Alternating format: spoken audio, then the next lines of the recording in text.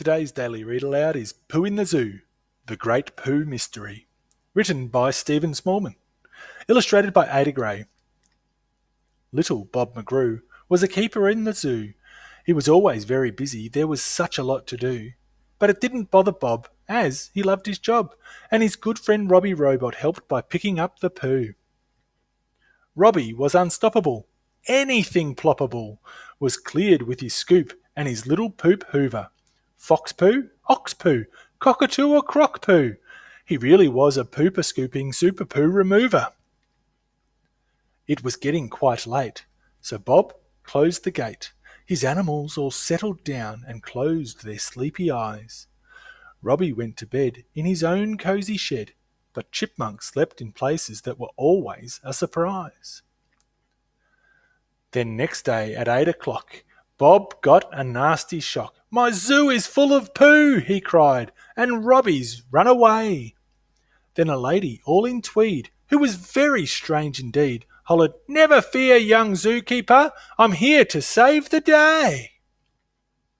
I'm Arabella Slater, I'm a poo investigator. Of all the number 2 detectives, I'm the number 1.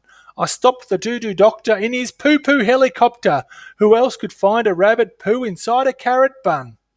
I found the long-lost poo of a beast of Kathmandu. I solved the famous phantom poo-poo flinger mystery.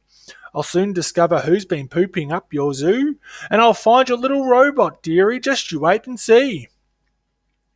Arabella searched for clues, and she found all sorts of poos, in places that a pile of poo should really never be. Then by Robbie's shed, she saw some broken wires on the floor. She cried out, "Whoopsie-doo-doo!" Then she whispered, "Follow me." Through the woods so shady went the speedy, tweedy lady, with Bob and all his animals on tippy-toes behind. They saw some rather fishy poos, some lumpy poos, some squishy poos. They watched their step and held their breath and wondered what they'd find.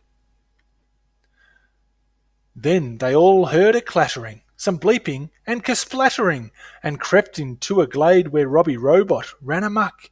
He was spinning round and round, spreading poop upon the ground.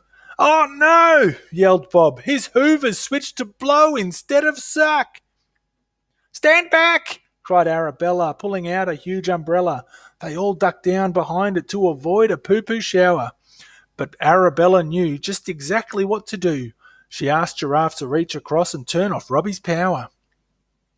They opened Robbie's chest, and they found a tiny nest. "Look!" called Bob. "It's Chipmunk, and he's chewed through Robbie's wires." "I guess this little fella might be there," said Arabella, as she quickly mended Robbie with her poo detective pliers. They flicked on Robbie's power, and in less than half an hour, he'd whizzed around and picked up every single poop in sight. Arabella said goodbye as she zoomed into the sky. Bob waved and said, "It's time for bed, I'm really pooped. Good night." If you liked the video, hit the thumbs up button. We have a new story every day, so make sure you subscribe. The end.